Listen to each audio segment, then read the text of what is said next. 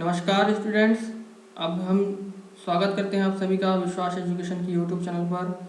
और हम जो है कक्षा 7वीं एनसीईआरटी का सामाजिक अध्ययन का अध्याय 2 देख रहे हैं, स्वास्थ्य में सरकार की भूमिका।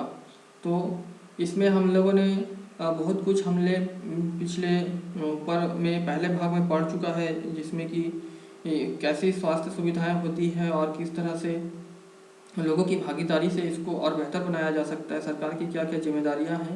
ये सारी चीज़ें हम लोगों ने डिटेल में समझा। जिन्होंने पहला पार्ट नहीं देखा है वो लोग जाकर पहला पार्ट देख लेंगे। इस वीडियो के नीचे डिस्क्रिप्शन में उसका लिंक दिया जाएगा। आज यह इस चैप्टर का दूसरा पार्ट है, जिसमें अभी सभी समस्याओं का हल करेंगे, सभी प्रश्नों का, और इसमें समझेंगे कि आगे क्या दिया हुआ है। तो निजी स्वास्थ्य सेवाएं। निजी स्वास्थ्य सेवाएं, हमारे देश में कई तरह की निजी स्वास्थ्य सेवाएं पाई जाती है। बड़ी संख्या में डॉक्टर अपने निजी दवाखाने चलाते हैं। ग्रामीण क्षेत्रों में पंजीकृत चिकित्सा व्यवसायी RMP मिल जाते हैं। शहरी क्षेत्रों में बड़ी संख्या में डॉक्टर हैं, जिनमें से बहुत से विशेषज्ञ की सेवाएं प्रदान करते हैं। निजी रूप से चलाए जा रहे अस्पताल व नर्सिंग होम भी हैं। काफ़ी संख्या में प्रयोगशालाएं हैं जो परीक्षण करती है वह विशिष्ट सुविधाएं उपलब्ध करती है, जैसे एक्सरे, अल्ट्रासाउंड आदि। ऐसी दुकानें भी हैं जहां से हम दवाइयां खरीद सकते हैं। तो ये निजी स्वास्थ्य सेवाओं के अंतर्गत और भी बहुत बेहतरीन सुविधाएं हमको मिलती है। यहाँ पर एक प्रश्न दिया है, किन किन अर्थों में सार्वजनिक स्वास्थ्य व्यवस्था सबके लिए उपलब्ध एक सेवा है। तो इसमें एक चीज़ तो हम ये कह सकते हैं कि सार्वजनिक स्वास्थ्य केंद्र में अमीर गरीब कोई भी व्यक्ति अपने रोग का इलाज करा सकता है। दूसरा ये चीज़ है कि सार्वजनिक स्वास्थ्य केंद्र में मुफ्त में इलाज और दवाइयाँ दी जाती है, इसलिए इसमें इलाज कराना सबके लिए संभव है, कम खर्चे में हो जाता है। तीसरा चीज़ यह है कि सार्वजनिक स्वास्थ्य केंद्र में रोगी का इलाज करते समय किसी भी आधार पर भेदभाव नहीं किया जाता है कि वो कौन से जाति का है, गरीब है कि अमीर है, ऐसा भेदभाव नहीं किया जाता है। चौथा पॉइंट यह हो सकता है कि सरकार ने सभी नागरिकों को स्वास्थ्य सेवाएं प्रदान करने की वचनबद्धता को पूरा करने के लिए ये अस्पताल तथा स्वास्थ्य केंद्र स्थापित किए हुए हैं। तो सरकार की जिम्मेदारी बनती है ये सब काम करना। पांचवा पॉइंट है कि इन सेवाओं को चलाने के लिए धन उस पैसे से आता है जो लोग सरकार को टैक्स के रूप में देते हैं। तो इस तरह से ये जो है सार्वजनिक स्वास्थ्य व्यवस्था हुआ, जो कि सभी लोगों के लिए उपलब्ध होती है। दूसरा जो प्रश्न है, कुछ प्राथमिक स्वास्थ्य केंद्रों अथवा अस्पतालों की सूची बनाइए जो आपके घर के आसपास हैं। अपने अनुभव को अथवा उनमें से किसी एक में जाकर केंद्र चलाने वाले लोगों का और वहाँ दी जाने वाली सुविधाओं का पता लगाइए। तो ये तो हमें खुद करना होगा। हमारे आसपास में जो भी स्वास्थ्य केंद्र हैं, छोटे हैं या बड़े हों, तो उन लोग क्या क्या सुविधाएं प्रदान करती हैं, उनके पास कौन कौन सी चिकित्सा सुविधाएं हैं, ये सब चीज़ें हमें पता करनी है और उसको बारे में लिखना है। आगे बढ़ते हैं। जैसा कि इनके नाम से ज्ञात होता है कि निजी स्वास्थ्य सेवाओं पर सरकार का स्वामित्व अथवा नियंत्रण नहीं होता है। सार्वजनिक स्वास्थ्य सेवाओं के विपरीत इन निजी स्वास्थ्य संस्थाओं में मरीजों को हर सेवा के लिए बहुत धन व्यय करना पड़ता है। जैसे कि देखिए यहाँ पर एक ऑपरेशन के बाद में इनको रखा गया है, तो कितनी बेहतरीन यहाँ पे साफ सफाई है और डॉक्टर खुद आकर जो है इनके हाल चाल के बारे में पूछ रहे हैं। तो इसके लिए बहुत ज़्यादा धन उनको देना पड़ता है। तो यह दिल्ली के एक प्रमुख निजी अस्पताल में ऑपरेशन के बाद मरीज को देखभाल का कमरा, ठीक है। तो इसमें जो भी लोग अपने परिजनों के से मिलने गए होंगे या उनका इलाज भी हुआ होगा जब निजी हॉस्पिटल में, तो यहाँ पर देखिए बहुत अच्छे से AC लगा होता है, बहुत ही साफ़ सफाई होता है, दूर दूर बेड होते हैं। तो इस तरह से व्यवस्था आप लोगों ने देखे होंगे, लेकिन काफ़ी ज़्यादा उनको पेमेंट करना पड़ता है। एक एक दिन में 5,000, 6,000, 10,000 तक का पेमेंट करना पड़ता है। आज निजी स्वास्थ्य सेवाएं चारों ओर दिखाई देती है। अब तो बड़ी बड़ी कंपनियां अस्पताल भी चलाती हैं। कुछ कंपनियां दवाइयों को बनाने और बेचने में भी लगी हैं। शहरों के कोने कोने में दवाइयों की दुकानें देखी जा सकती है। तो निजी स्वास्थ्य केंद्र अब एक व्यवसाय के रूप में भी उभर गया है, कह सकते हैं आप। ठीक है, स्वास्थ्य सेवा और समानता, क्या सबके लिए पर्याप्त स्वास्थ्य सेवाएं उपलब्ध हैं? ठीक है, यहाँ पर एक चीज़ है कि स्वास्थ्य सेवा और समानता, क्या समान रूप से स्वास्थ्य सेवाएं उपलब्ध हैं? तो जैसे कि इतना टाइम से हम इस अध्याय को पढ़ रहे हैं, तो निश्चित तौर पर समान रूप से तो नहीं उपलब्ध हैं। सरकारी क्षेत्र में अलग व्यवस्थाएं हैं और प्राइवेट सेक्टर में अलग व्यवस्थाएं हैं। पैसे वालों के लिए बहुत बेहतरीन व्यवस्थाएं हैं, जबकि कम पैसे वालों के लिए उतनी अच्छी व्यवस्थाएं नहीं हैं।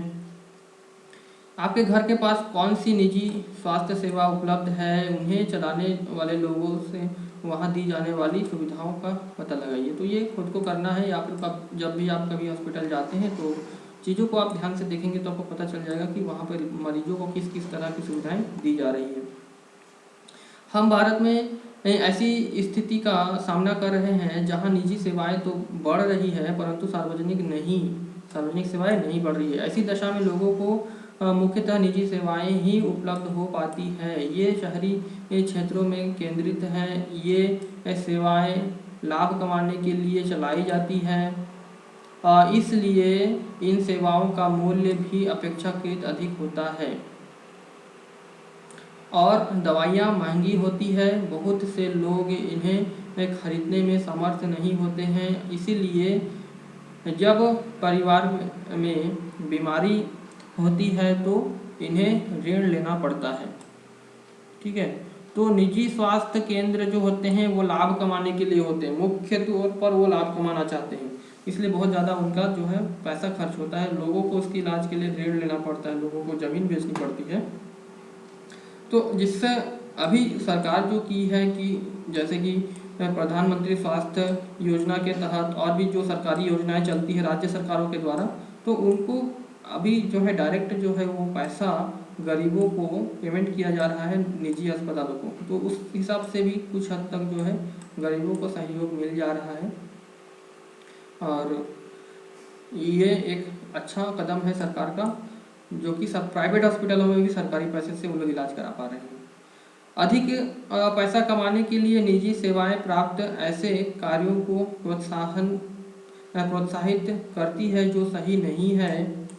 कई बार सस्ते तरीके उपलब्ध होने पर भी उनका उपयोग नहीं किया जाता है। ये चीज़ देखिए, ये बहुत ही गंभीरता वाली बात है। मतलब जो डॉक्टर होते हैं उनसे जो दवाई कंपनियां हैं वो उनके एजेंट आके उनसे बातचीत किए रहते हैं, और जो सस्ती दवाइयों से भी जिस मरीज का इलाज हो सकता है तो वो डॉक्टर को उसका कमीशन मिलता है, इसलिए वो महंगी दवाइयाँ लिखता है। जो बड़ी कंपनियां रहती है उनकी दवाइयाँ लिखता है, जिसको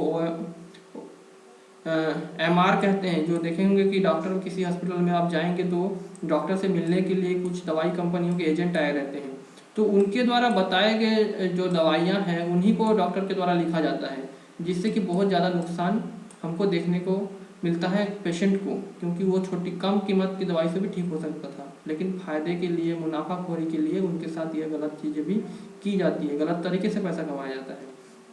तो यहाँ दिया हुआ है ना, गलत ऐसे कार्यों को भी प्रोत्साहन होती है, तो इसी बात को यहाँ पे कहना चाह रहे हैं।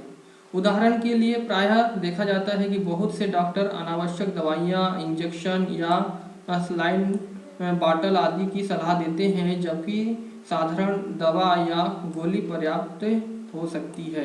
ठीक है, तो ज़बरदस्ती जो है वो अपनी दवाइयाँ लिखते हैं और उन्हीं के द्वारा चलाए गए संचालित मेडिकल से खरीदने की सलाह भी दिया जाता है। कई हमने ही हमारे यहाँ के नगर निगम के डॉक्टर्स से देखा है कि वो लोग अपने द्वारा संचालित दवाई दुकान से ही दवाई खरीदने की सलाह देते हैं और अनावश्यक रूप से दवाइयाँ लिखते हैं। तो ये भी जो है गलत तरीके से पैसा कमाने का काम होता है। मलेरिया उन्मूलन चल चिकित्सा दल, ठीक है, तो ये मलेरिया उन्मूलन के लिए सरकार द्वारा गांव के दूर दराज गांव में जो है दवाइयों का पहुंचाया जाता है। तो यहाँ लिखा है ग्रामीण इलाकों में अक्सर एक जीप ही मरीजों के लिए चलता फिरता दवाखाना बन के आती है। अब कुछ और चीज़ें यहाँ पर हैं। तथ्य यह है कि जनसंख्या के 20% लोग ही बीमारी के दौरान आवश्यक दवाओं को खरीदने में सक्षम होते हैं। सिर्फ 20% लोग, देखिए बाकी 80% लोग सक्षम नहीं होते दवाइयों को खरीदने के लिए। वे लोग भी जिन्हें हम गरीब नहीं समझते दवा संबंधी खर्चों को उठाने में कठिनाई का अनुभव करते हैं। जो सामान्य परिवार से हैं उनको भी दिक्कत होती है। एक अध्ययन में यह पाया गया कि जो लोग अस्पताल में किसी बीमारी या चोट लगने के कारण भर्ती होते हैं उनमें से 25% लोग खर्चों का भुगतान करने के लिए पैसे उधार लेते हैं या अपनी खुद कुछ संपत्ति को बेच देते हैं। तो ये इतनी खराब हालत हो जाती है जब स्वास्थ्य के मामले में जाते हैं। तब यहाँ पर दिया हुआ है एक गर्भवती औरत को एक योग्य डॉक्टर को दिखाने के लिए कई किलोमीटर पैदल चलना पड़ रहा है। तो ये देखिए, एक तो ये गर्भवती हैं, इनको अभी वैसे भी इनको बहुत सारे न्यूट्रिशन की ज़रूरत है, पोषक तत्वों की भी ज़रूरत है, लेकिन स्वास्थ्य सुविधाएं उपलब्ध नहीं होने की वजह से वो उनको लंबा दूरी तय करने के लिए जाना पड़ रहा है चिकित्सक के पास। तो इससे कहीं ना कहीं इनके बच्चे को बहुत ज़्यादा प्रॉब्लम हो सकती है। बच्चा को सही न्यूट्रिशन की कमी और ये थक जाएंगी तो इससे भी उनके बच्चे को उनके स्वास्थ्य, दोनों माता और जच्चा बच्चा दोनों के स्वास्थ्य में गंभीर मतलब असर पड़ सकता है। तो ये तो स्थिति है गांव की। गरीब लोगों के लिए परिवार में हर बीमारी चिंता और मुसीबत का कारण बन जाती है।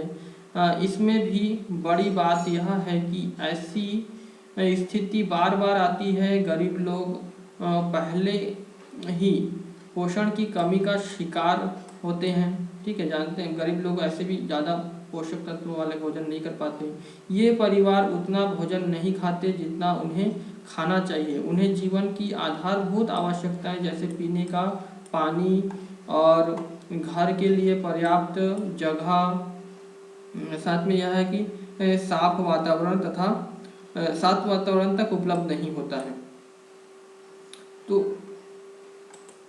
और इसलिए इनके बीमार पड़ने की संभावना अधिक होती है। इसलिए क्या होता है, ये ज़्यादा बीमार पड़ जाते हैं। बीमारी पर होने वाले खर्चे में इनकी हालत और ख़राब हो जाती है। तो स्वाभाविक है, जिनका आय कम है बीमारी में और अधिक खर्चे होने पर उनका और भी दिक्कत होता है।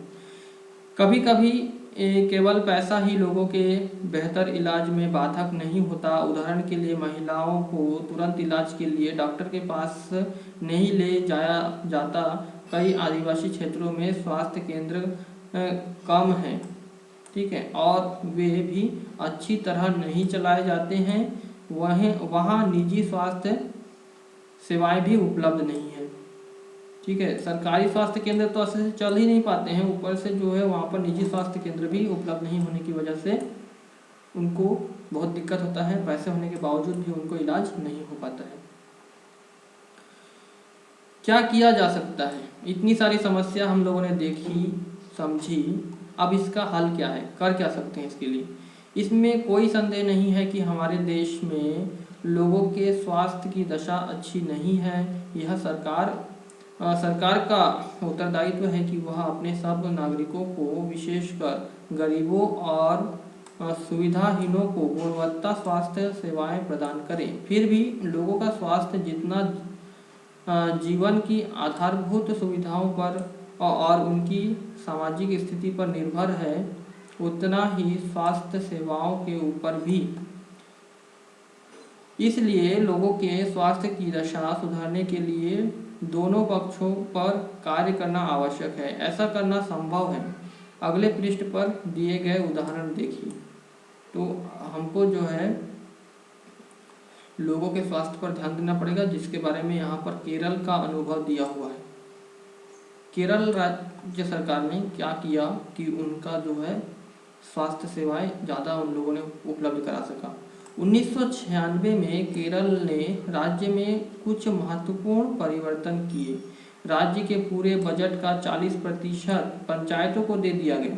इससे पंचायतें अपनी आवश्यकताओं को योजनाबद्ध कर उनकी पूर्ति कर सकती थी। इससे गांव के लिए पीने का पानी, आहार, औरतों के लिए विकास और शिक्षा आदि के लिए उचित व्यवस्था सुनिश्चित करना संभव हो सका। कैसे? जब पूरा पैसे का 40% गाँव को दिया गया। इसके फलस्वरूप जल वितरण व्यवस्था की जांच की गई, स्कूलों की और आंगनबाड़ियों के काम को सुनिश्चित किया गया और गांव के विशेष समस्याओं पर ध्यान दिया गया। स्वास्थ्य केंद्रों में भी सुधार किया गया। इन सब कार्यों से स्थिति में सुधार आया। इतने प्रयत्नों के बाद भी कुछ समस्याएं तो बनी रही, जैसा कि दवाइयों की कमी, अस्पतालों में पर्याप्त बिस्तर और पर्याप्त डॉक्टरों का ना होना आदि। इन समस्याओं को दूर करने की आवश्यकता है। तो केरल सरकार ने काफ़ी अच्छा यहाँ पर स्टेप लिया, जिससे कि वहाँ अभी देख रहे हैं कि केरल में ही सबसे ज़्यादा शिक्षित है। हमारे भारत में सबसे ज़्यादा शिक्षा का स्तर केरल में है। स्वास्थ्य के मामले में भी बहुत अच्छा है। हर मामले में केरल जो है काफ़ी अच्छे स्तर पर है। केरल यहाँ पर भारत के नक्शे में यहाँ पर आप देख रहे हैं, ये वाला जो हिस्सा है ये केरल है। आइए अब एक अन्य देश का उदाहरण देखें और स्वास्थ्य संबंधी मुद्दों पर उनकी कार्य पद्धति को जानें। तो ये तो भारत के केरल के बारे में हो गया। यहाँ पर कुछ इसके बारे में दिया है। आंध्र प्रदेश राज्य के पुनर्गठन के बाद 2 जून 2014 को तेलंगाना भारत का 29वां राज्य बना। तो ये तेलंगाना के बारे में है। यहाँ पर से जो है तेलंगाना बन गया था उसके बारे में। ऊपर दिए गए भारत के नक्शे में केरल राज्य को गुलाबी रंग से दिखाया गया है। इस पुस्तक में पृष्ठ 123 पर भारत का नक्शा दिया गया है। इस नक्शे पर अपनी पेंसिल से केरल राज्य की आकृति बनाइए। तो हमने यहाँ पे केरल राज्य की यहाँ पर देख लिए। अब देखते हैं कोस्टारिका का तरीका। कोस्टारिका एक देश है। कोस्टारिका को दक्षिणी अमेरिका का सबसे स्वस्थ देश माना जाता है। ठीक है, कहाँ का? दक्षिणी अमेरिका का। इसका मुख्य कारण उनके संविधान में निहित है। कई वर्षों पहले कोस्टारिका ने एक बहुत महत्वपूर्ण निर्णय लिया था कि वे देश में सेना नहीं रखेंगे।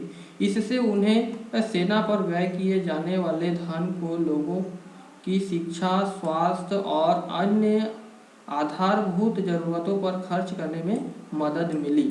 कोस्टारिका की सरकार मानती है कि देश के विकास के लिए देश का स्वस्थ होना जरूरी है और इसलिए अपने देशवासियों के स्वास्थ्य पर बहुत ध्यान देती है।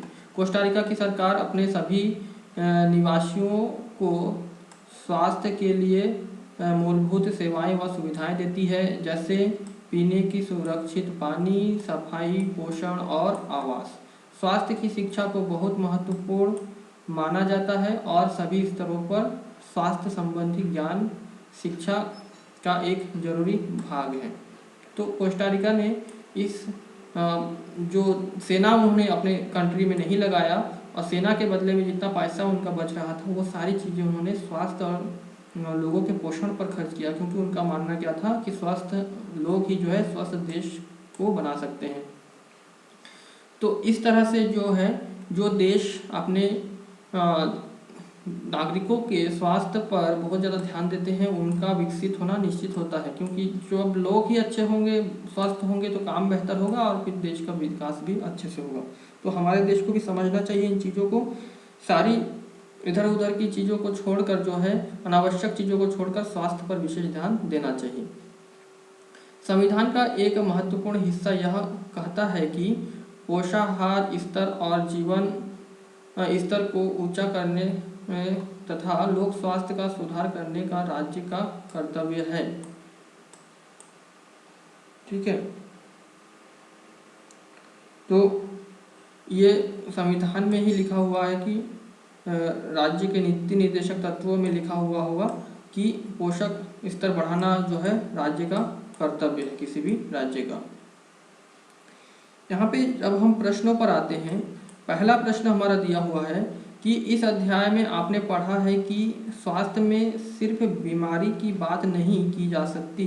संविधान से लिए गए एक अंश को यहाँ पढ़िए और अपने शब्दों में बताइए कि जीवन का स्तर और सार्वजनिक स्वास्थ्य के क्या मायने होंगे।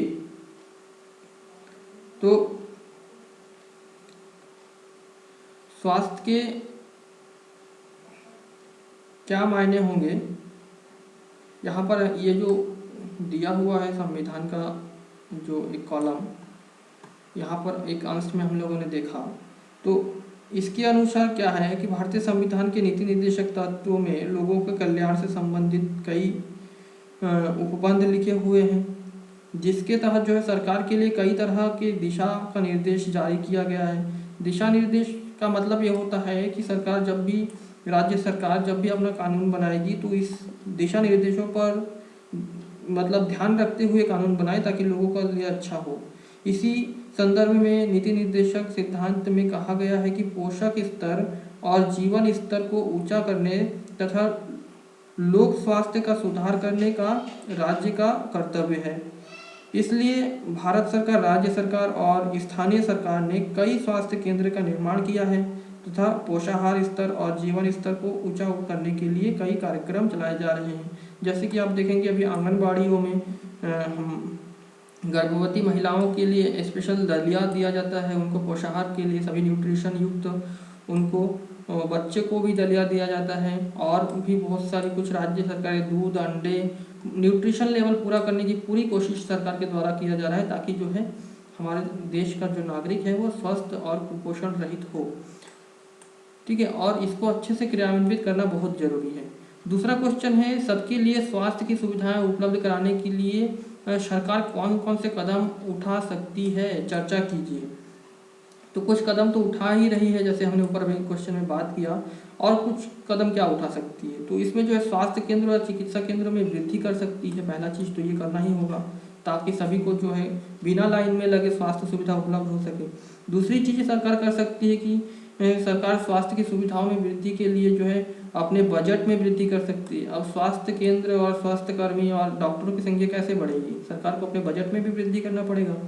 तीसरी चीज़ यह है कि सरकार द्वारा प्रदूषण नियंत्रण कानून लागू करना चाहिए, और वायु प्रदूषण, जल प्रदूषण, ध्वनि प्रदूषण स्वास्थ्य के लिए काफ़ी हानिकारक है, तो इन सब चीज़ों को भी कम करेगी तो भी लोग जो है स्वाभाविक रूप से स्वस्थ रहना शुरू कर देंगे।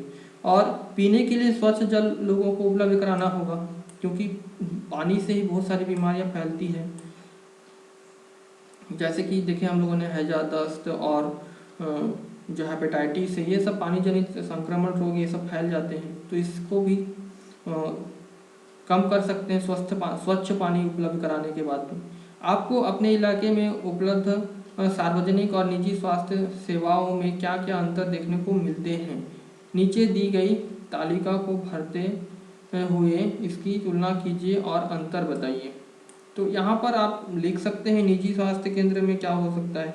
तो निजी स्वास्थ्य केंद्र में सेवाओं का मूल्य आप देखेंगे तो मूल्य काफ़ी अधिक होता है। निजी अस्पतालों में बेड चार्ज, डॉक्टरों की फीस, जांच परीक्षण फीस आदि के रूप में भी काफ़ी पैसे मतलब लिए जाते हैं।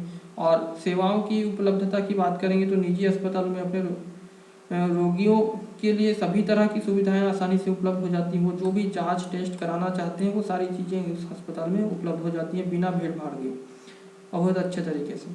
और सार्वजनिक क्षेत्र की बात करेंगे तो सार्वजनिक अस्पतालों में जो है रोगियों का इलाज मुफ्त में किया जाता है या फिर जो है बहुत कम पैसे में किया जाता है, जैसे कि हमने ऊपर के कहानियों में देखा। और सार्वजनिक अस्पतालों में रोगियों को जो है लंबी लाइनें लगानी पड़ती है, कतारें लगानी पड़ती है और कोई भी सेवा आसानी से उपलब्ध उनको नहीं हो पाती है, बहुत उनको परेशानी सामना करना पड़ता है। पानी और साफ सफाई की गुणवत्ता को सुधार कर अनेकों बीमारियों की रोकथाम की जा सकती है। उदाहरण देते हुए इस कथन को स्पष्ट कीजिए। तो इसका तो पहला चीज़ यह है कि संक्रमणीय बीमारी जो होती है पानी के द्वारा फैलने वाले दूसरे लोगों को हो जाती है। इस बीमारियों में से जो है 21% बीमारी जो होता है जल जनित ही होता है करीब, ठीक है। 21% जो बीमारी होते हैं इसी से हो जाते हैं, जैसे कि हैजा, पेट में कीड़ा, हेपेटाइटिस, दस्त, ये सब चीज़ें हैं जो कि कम हो जाएंगी अगर पानी की अच्छी स्वास्थ्य साफ पानी उपलब्ध कराया जाएगा। तो दूसरा पॉइंट हम देख सकते हैं कि साफ सफाई की कमी एवं प्रदूषण के कारण भी अनेक बीमारियां फैलती है। जैसे कि भारत में ही लगभग 5 लाख जो व्यक्ति है प्रति वर्ष तपेदिक जो टीबी का बीमारी होता है उसी से मारे जाते हैं। तो ये प्रदूषण के कारण और साफ सफाई ना होने के कारण होता है। और डेंगू, मलेरिया आदि अनेकों बीमारियां साफ सफाई की कमी से होती है।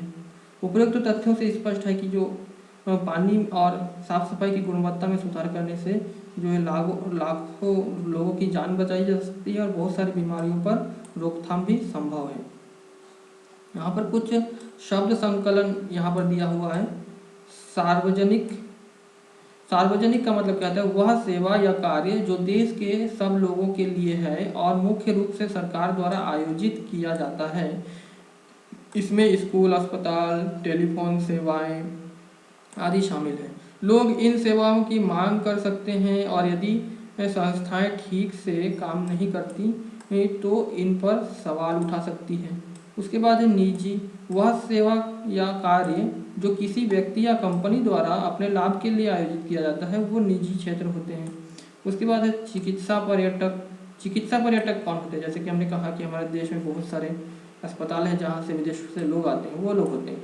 ये वे विदेशी पर्यटक हैं जो इस देश के उन अस्पतालों में अपना इलाज कराने के लिए विशेष रूप से यहाँ आते हैं जहाँ उन्हें अपने देश की तुलना में बहुत कम मूल्य पर विश्वस्तरीय सुविधाएं प्राप्त हो जाती है, वो होते हैं चिकित्सा पर्यटक। उसके बाद है संचरणीय बीमारियां। ये बीमारियां हैं जो एक व्यक्ति से दूसरे व्यक्ति को कई माध्यमों से संचारित हो जाती है, जैसे पानी, भोजन, हवा आदि से। जैसे कि अभी कोरोना है, कोरोना को आप लोग जान रहे हैं कितना अधिक ये प्रॉब्लम कर रहा है। तो ये सब संचरणीय बीमारियां हैं। ओपीडी, ओपीडी का मतलब क्या होता है? Out patient department. क्या होता है? ये फुल फॉर्म याद रखना चाहिए। आउट पेशेंट डिपार्टमेंट मतलब होता है ओपीडी या बाह्य रोगी विभाग का संक्षिप्त रूप है। अस्पताल में किसी विशेष वार्ड में भर्ती होने से पहले रोगी ओपीडी में जाते हैं। ठीक है, जो अस्पताल में जो लोग एडमिट हो चुके हैं उनको छोड़कर बाकी जो बाहर से लोग आते हैं, पहली बार हॉस्पिटल आते हैं, वो ओपीडी में ही अपना पहला बार वहाँ वो जाते हैं। पहला मुलाकात उनका ओपीडी में ही होता है। तो इस तरह से हमने ये अध्याय 2 कक्षा 7वीं का सामाजिक अध्ययन का स्वास्थ्य में सरकार की भूमिका बहुत अच्छे से हम समझी। विस्तार से इनके सवालों का आंसर देने का हमने प्रयास किया। संभव है कि लोगों को, स्टूडेंट्स को फ़ायदा हो रहा होगा। और नेक्स्ट अध्याय 3 जल्दी ही हम चैनल पर अपलोड करेंगे, जिसका लिंक इस वीडियो के नीचे डिस्क्रिप्शन में दिया जाएगा। आप लोग जाकर वहां देख सकते हैं और वीडियो को दूसरे स्टूडेंट तक भी जरूर शेयर कर दीजिएगा ताकि शिक्षा सभी को प्राप्त हो सके मुफ्त में। और इस वीडियो को देखने के लिए बहुत बहुत धन्यवाद। मिलते हैं नेक्स्ट वीडियो में जल्दी ही। धन्यवाद।